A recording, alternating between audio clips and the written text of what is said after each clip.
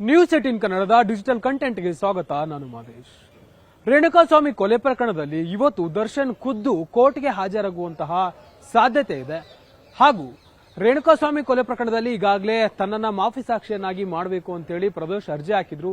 ಈ ಒಂದು ಅರ್ಜಿಗೆ ಸಂಬಂಧಪಟ್ಟಂತೆ ದರ್ಶನ್ ಪರ ವಕೀಲರು ಹೈಕೋರ್ಟ್ಗೆ ಮೇಲ್ಮನವಿಗೆ ಹೋಗ್ತಾರೆ. ಇದ್ರ ಬಗ್ಗೆ ನಾನು ನಿಮಗೆ ಎಕ್ಸ್ಪ್ಲೇನ್ ಮಾಡ್ತಾ ಹೋಗ್ತೀನಿ.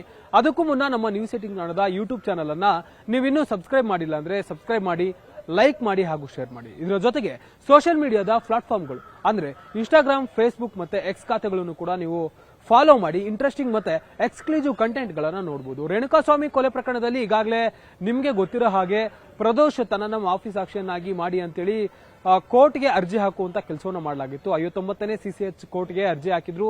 ಆ ಒಂದು ಅರ್ಜಿಗೆ ಸಂಬಂಧಪಟ್ಟಂತೆ ಈಗಾಗಲೇ ವಿಚಾರಣೆ ಆಗಿದೆ. ಅಂದ್ರೆ ವಾದ ಮತ್ತೆ ಪ್ರತಿವಾದವನ್ನ ಮಾಡಲಾಗಿದೆ. ದರ್ಶನ್ ಪರ ವಕೀಲರು ಈ ಒಂದು ಪ್ರಕರಣದಲ್ಲಿ ಪ್ರದೋಷ್ನನ್ನ ಮಾಫಿ ಸಾಕ್ಷಿಯನ್ನಾಗಿ ಮಾಡಬಾರದು ಅಂತೇಳಿ ವಾದ ಮಂಡನೆ ಮಾಡುವಂತ ಕೆಲಸವನ್ನು ಮಾಡಿದ್ರು. ಜೊತೆಗೆ ಆಕ್ಷೇಪಣಾ ಅರ್ಜಿಯನ್ನು ಕೂಡ ಸಲ್ಲಿಕೆ ಮಾಡುವಂತ ಕೆಲಸವನ್ನು ಮಾಡಿದ್ರು. ಆದ್ರೆ ಈ ಒಂದು ಪ್ರಕರಣದಲ್ಲಿ ಆ ಒಂದು ಮಾಫಿ ಸಾಕ್ಷಿ ಅರ್ಜಿಗೆ ಆಕ್ಷೇಪಣೆ ಅರ್ಜಿಯನ್ನ ಸಲ್ಲಿಸೋಕೆ ಅವಕಾಶ ಇಲ್ಲ ಅಂತೇಳಿ ಸೆಷನ್ ಕೋರ್ಟ್ ಆ ಒಂದು ಅರ್ಜಿಯನ್ನ ರಿಜೆಕ್ಟ್ ಮಾಡುವಂತ ಕೆಲಸವನ್ನು ಮಾಡಿತ್ತು. ಆದ್ರೆ ವಿಚಾರಣೆ ವೇಳೆ ನಾವು ಮೇಲ್ಮನವಿ ಸಲ್ಲಿಸ್ತೇವೆ, ಹೈಕೋರ್ಟ್ಗೆ ಹೋಗೋದಕ್ಕೆ ನಮಗೆ ಅವಕಾಶ ಇದೆ, ಹೀಗಾಗಿ ನಮಗೆ 1 ವಾರಗಳ ಕಾಲಾವಕಾಶ ನೀಡಿ, ಅದಾದ್ಮೇಲೆ ನೀವು ಈ ಒಂದು ಅರ್ಜಿಗೆ ಸಂಬಂಧಪಟ್ಟಂತೆ ಅಂದ್ರೆ ಮಾಫಿ ಸಾಕ್ಷಿ ಅರ್ಜಿಗೆ ಸಂಬಂಧಪಟ್ಟಂತೆ ಕಾನೂನು ಪ್ರಕ್ರಿಯೆಗಳನ್ನ ಮುಗಿಸಬಹುದು. ಅಂದ್ರೆ ಈ ಒಂದು ಪ್ರಕರಣದಲ್ಲಿ ಈಗಾಗಲೇ ಪ್ರಾಸಿಕ್ಯೂಷನ್ ಒಪ್ಪಿಗೆ ಸೂಚಿಸಿರೋದ್ರಿಂದ ಪ್ರದೋಷ್ ಅವರ ಹೇಳಿಕೆಯನ್ನ ಪಡೆಯುವಂತ ಕೆಲಸವನ್ನ ಕೋರ್ಟ್ ಮಾಡಬೇಕಾಗುತ್ತೆ. ಹೀಗಾಗಿ ಅವರ ಹೇಳಿಕೆಯನ್ನ ಪಡೆಯೋದಕ್ಕೆ ಕೋರ್ಟ್ ದಿನಾಂಕವನ್ನ ನಿಗದಿ ಮಾಡಬೇಕಾಗಿತ್ತು. ಆದ್ರೆ ದರ್ಶನ್ ಪರ ವಕೀಲರು ಮನವಿ ಮಾಡಿರೋದ್ರಿಂದ ಹೈಕೋರ್ಟ್ಗೆ ಮೇಲ್ಮನವಿಗೆ ಹೋಗ್ತೀವಿ,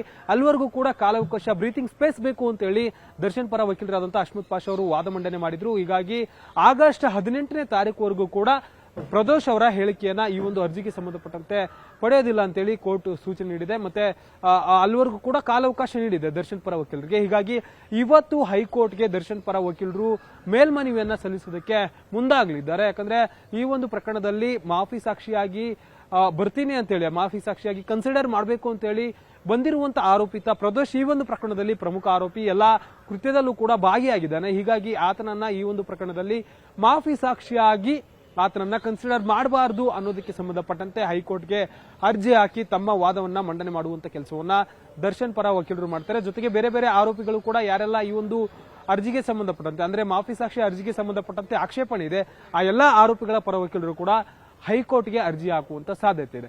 ಇದು ಒಂದ್ ಕಡೆ. ಆದ್ರೆ ಸೆಷನ್ ಕೋರ್ಟ್ ನಲ್ಲಿ 19ನೇ ಸಾಕ್ಷಿಯ ಪಾಟಿ ಸವಾಲ್ ಇವತ್ತು ನಡೆಯುತ್ತೆ. ಅಂದ್ರೆ ಇದೇ ರೇಣುಕಾಸ್ವಾಮಿ ಕೊಲೆ ಪ್ರಕರಣಕ್ಕೆ ಸಂಬಂಧಪಟ್ಟಂತೆ 19ನೇ ಸಾಕ್ಷಿಯ ಪಾಟಿ ಸವಾಲ್ ವಿಚಾರಣೆ ನಡೆಯುತ್ತೆ. ಈ ಒಂದು ವಿಚಾರಣೆ ನಡೆಯುತ್ತಿರೋದ್ರಿಂದ ಪಾಟಿ ಸವಾಲ್ ವಿಚಾರವಾಗಿ ದರ್ಶನ್ ಮಾಹಿತಿಯನ್ನ ಪಡಿಬೇಕಾಗಿದೆ. ಹೀಗಾಗಿ ಅವರನ್ನ ಖುದ್ದು ಸೆಷನ್ಸ್ ಕೋರ್ಟ್ಗೆ ಹಾಜರುಪಡಿಸಬೇಕು ಅಂತೇಳಿ ದರ್ಶನ್ ಪರ ವಕೀಲರಾದಂತಹ ಅಶ್ಮತ್ ಪಾಷಾ ಅವರು ಅರ್ಜಿ ಹಾಕಿದ್ದಾರೆ.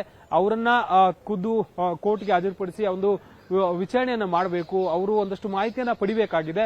ಅದಾದ್ಮೇಲೆ ನೀವು ಪಾಟಿ ಸವಾಲನ್ನ ಮಾಡಬಹುದು, ಆ ಒಂದು ಪ್ರಕ್ರಿಯೆಯನ್ನ ನಡೆಸಬಹುದು ಅಂತೇಳಿ ದರ್ಶನ್ ಪರ ವಕೀಲರು ಕೋರ್ಟ್ಗೆ ಮನವಿ ಮಾಡುವಂತ ಕೆಲಸವನ್ನು ಮಾಡಿದ್ರು. ಹೀಗಾಗಿ ಆ ಒಂದು ಅರ್ಜಿಗೆ ಸಂಬಂಧಪಟ್ಟಂತೆ ಅಂದ್ರೆ ದರ್ಶನ್ ಅವರನ್ನ ಖುದ್ದಾಗಿ ಸೆಷನ್ಸ್ ಕೋರ್ಟ್ಗೆ ಹಾಜರುಪಡಿಸುವ ವಿಚಾರಕ್ಕೆ ಸಂಬಂಧಪಟ್ಟಂತೆ ಕೂಡ ಇವತ್ತು ಸೆಷನ್ಸ್ ಕೋರ್ಟ್ಸ್ ನಲ್ಲಿ ವಿಚಾರಣೆ ನಡೆಯುತ್ತೆ. ಆ ಒಂದು ಸಂದರ್ಭದಲ್ಲಿ ದರ್ಶನ್ ಪರ ವಕೀಲರು ವಾದ ಮಂಡನೆ ಮಾಡುವಂತ ಕೆಲಸವನ್ನು ಮಾಡ್ತಾರೆ. ಜೊತೆಗೆ ಸಾಕ್ಷಿಯ ವಿಚಾರಣೆ ಕೂಡ ನಡೆಯುತ್ತೆ. ಒಟ್ಟಾರೆಯಾಗಿ ಇವತ್ತು 11:30ಯ ನಂತರ ಈ ರೇಣುಕಾಸ್ವಾಮಿ ಕೊಲೆ ಪ್ರಕರಣದಲ್ಲಿ 2 ರೀತಿಯಾದಂತಹ ಡೆವಲಪ್ಮೆಂಟ್ ಆಗುತ್ತೆ. ಯಾಕಂದ್ರೆ ಈಗಾಗಲೇ ಪ್ರದೋಷ್ ಅರ್ಜಿಯ ವಿಚಾರಕ್ಕೆ ಸಂಬಂಧಪಟ್ಟಂತೆ ಒಂದು ಆಗುತ್ತೆ.